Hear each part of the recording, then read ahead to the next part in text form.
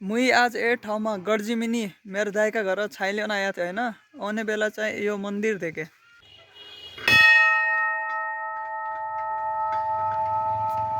अब ए मंदिर के बारे में मैं थोड़ा तमलाई बताउनु कसो छ के छ।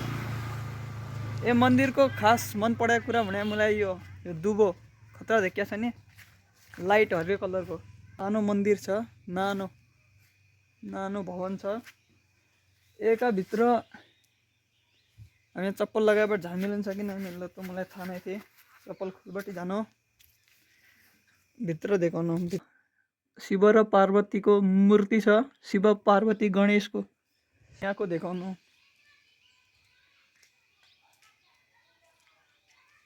यहाँ चाहिँ यहाँ पूजा गर्दै ठाउँ छ, आगो बाल्ने ठाउँ, हवन गर्दै।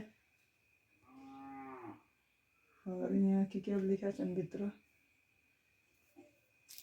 यसै छ। घन्टी सन्टी छन्, घन्टी बजाउनु।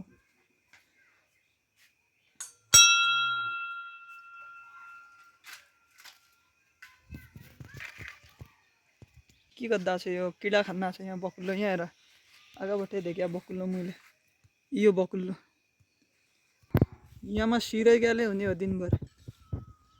ठाउँ एकदम मस्त हुनाले आयो म। यो बकुल्लो यो बकुल्लो के किडा सिडा खाना छ खोजबटी।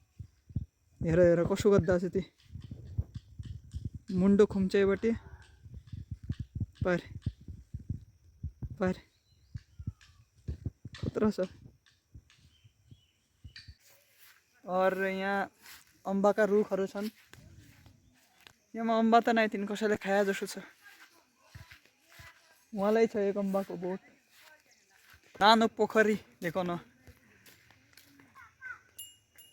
घाँटीमा घन्टी हालबटी गएको गए हुन। यो हेरिन्छ यति गहिरो देखिन्न छ कि।